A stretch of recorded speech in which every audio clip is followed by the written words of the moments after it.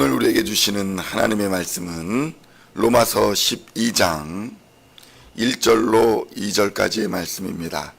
로마서 12장 1절로 2절까지의 말씀 찾으셨으면 함께 한 목소리로 봉독하도록 하겠습니다. 그러므로 형제들아, 내가 하나님의 모든 자비하심으로 너희를 로마서의 그리스도인의 삶과 관련한 결론을 맺고 있는 말씀입니다. 바울은 그리스도인의 삶은 세상과 무엇인가 달라야 한다, 이렇게 말씀하고 있습니다. 이방인들과는 다르게 살아야 함은 물론이고 이전 구약의 제사를 드리던 삶과도 다르게 살아야 한다고 말씀하고 있는 것입니다. 그런데 이렇게 경건하게 살지 못하던 사람이 갑자기 예수를 믿는다고 경건한 삶을 살 수는 없는 것입니다. 인간의 힘과 능력으로는 이 거룩한 삶이 불가능하기 때문입니다. 인간의 모든 육체는 율법의 모든 요구를 수용할 수가 없기 때문입니다. 로마서 12장 1절의 말씀 함께 봉독하겠습니다. 그러므로 형제들아, 내가 하나님의 모든 자비하심으로 너희를 권하노니 너희 몸을 하나님이 기뻐하시는 거룩한 산 제물로 드리라. 이는 너희가 드릴 영적 예배니라. 아멘. 그렇다면 성도 여러분, 이렇게 드리는 영적 예배가 어떻게 가능하겠습니까? 하나님의 은혜와 하나님의 자비하심 없이는 영적 예배가 불가능한 것입니다. 하나님의 은혜가 아니면 우리 몸을 거룩한 산 제물로 드리는 것이 불가능한 것입니다. 성도 여러분, 예배란 신앙생활에 있어서 가장 중요한 부분입니다. 예배가 죽어 있으면 신앙생활이 죽기 마련인 것입니다. 예배가 등한시되면 신앙도 등한시되고 성도 간의 교제도 멀어지게 되는 것이고 점차 신앙은 활기를 잃어버리고 그저 습관적인 신앙생활로 전락하게 됩니다. 예배가 형식적이게 되면 신앙생활도 형식적으로 전락해버립니다. 과거 미국의 10대 재벌 중에 한 사람이었던 백화점 왕 존 와나메이커라는 사람이 있습니다. 이 존 와나메이커가 대통령으로부터 장관직을 제안받았을 때에 장관 일을 하다가 주일이 되면 주일학교에 나가 주일학교 교사를 할 수 있다면 내가 그것을 받아들이겠노라 라고 말을 했다고 합니다.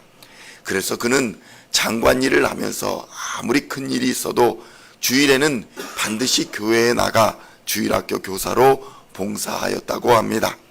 그는 늘 말하기를 주일학교 교사는 나의 본업이고 비즈니스인 백화점 일은 나의 부업이다, 이렇게 말하고 다녔다고 합니다. 성도 여러분, 그렇다면 우리는 우리의 주일 예배에 대한 자세는 어떻습니까? 바쁜 일, 그리고 세상 일, 이런 것들을 그대로 가지고 나와서 예배에 집중하지 못하는 것은 산 제사에 합당한 자세가 아닙니다. 여기서 영적 예배다라는 이 영적 예배는 논리적인 예배, 합당한 예배를 번역한 단어입니다.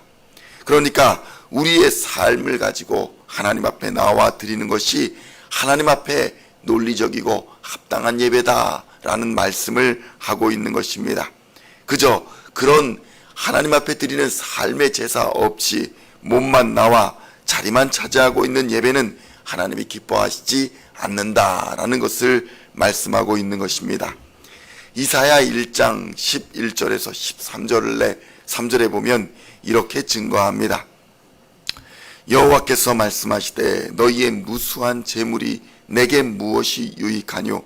나는 숫 양의 번제와 살찐 짐승의 기름에 배불렀고 나는 숫송아지나 어린 양이나 숫 염소의 피를 기뻐하지 아니하노라. 너희가 내 앞에 보이러 오니 이것을 누가 너희에게 요구하였느냐? 내 마당만 밟을 뿐이니라. 헛된 죄물을 다시 가져오지 말라. 분향은 내가 가증히 여기는 바요, 월삭과 안식일과 대회로 모이는 것도 그러하니 성회와 아울러 악을 행하는 것을 내가 견디지 못하겠노라. 아멘. 성도 여러분, 예배와 더불어 악을 행하는 것을 하나님은 도무지 견디지 못한다고 말씀하십니다. 그렇다면 우리는 어떻게 산 제사, 영적 예배를 하나님 앞에 드릴 수 있는 것일까요? 로마서 12장 2절의 말씀 함께 봉독하겠습니다. 너희는 이 세대를 본받지 말고 오직 마음을 새롭게 함으로 변화를 받아 하나님의 선하시고 기뻐하시고 온전하신 뜻이 무엇인지 분별하도록 하라.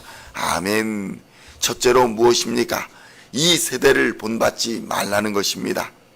이 세대의 가장 큰 특징은 아마도 돈일 것입니다. 돈을 사랑하는 것이 이 세대의 특징입니다.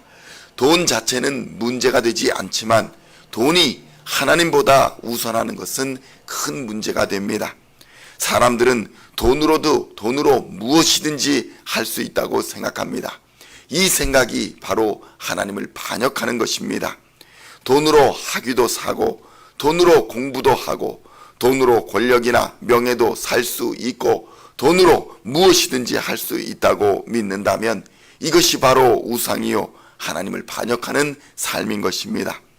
성경에 돈을 사랑하는 것이 일만하게 뿌리가 된다라고 말하고 있으며 있는 바를 좋게 여겨야 한다고 말씀합니다. 성도 여러분, 물질이라는 것은 하나님께서 하나님의 일을 하라고 부어주시는 것이지 탐욕을 채우고 하나님을 반역하라고 부어주시는 것이 아닙니다. 성도 여러분, 이러한 것은 우리의 노력으로 불가능합니다. 오직 성령으로 변화를 받아야 가능한 일입니다.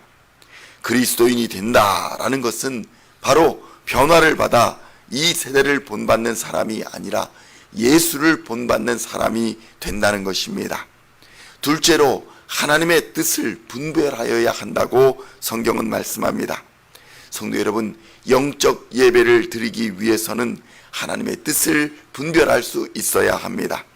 무엇이 하나님을 기쁘시게 하고 어떤 것이 하나님을 분노하게 하는지를 깨닫고 알지 못한다면 우리는 영적 예배를 드릴 수가 없기 때문입니다. 그러므로 영적 예배를 드리고자 하는 자들은 매일 기도하며 매일 말씀을 묵상하고 매일 감사함으로써 하나님의 뜻을 찾아야 합니다.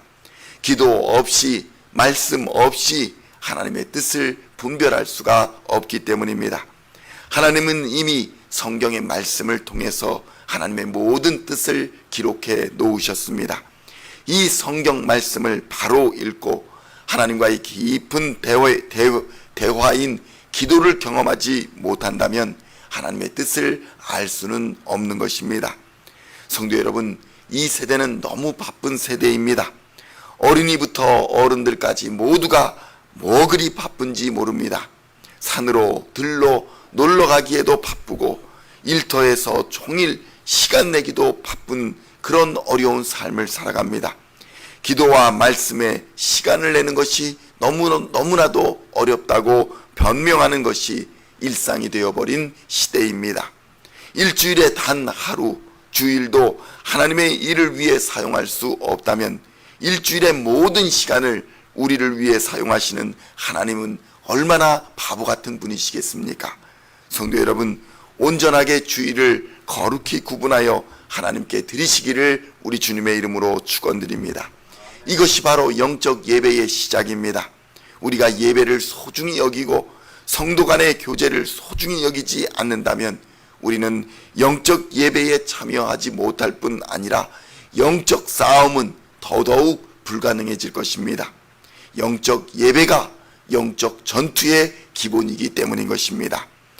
2024년은 영적 전투의 해입니다. 바른 영적 예배로 힘을 모아 하나님이 함께 하시는 영적 전투에서 승리하시는 우리 시온의 모든 성도님들 다 되시기를 우리 주 예수님의 이름으로 간절히 축원드립니다. 기도하시겠습니다. 하나님 아버지, 감사합니다. 영적 전투의 시작이 바로 영적 예배임을 깨닫게 하여 주시니 감사합니다. 하나님 앞에서 우리의 삶을 내어드리는 거룩한 영적 예배로 나아갈 수 있도록 하나님의 뜻을 분별하는 기도의 사람 되게 하여 주시고, 하나님 앞에 엎드리는 이 세대를 본받지 않는 하나님 예수 그리스도를 본받는 세대가 될 수 있도록 주님 역사하여 주시옵소서. 그리하여 하나님의 거룩한 뜻을 깨달아 하나님을 기쁘시게 하며 하나님을 영화롭게 하는 우리 시온의 모든 성도들 될 수 있도록 주님 역사하여 주시옵소서. 감사를 드리옵고 우리를 구원하신 우리 구주 예수 그리스도의 이름으로 간절히 기도하옵나이다. 아멘.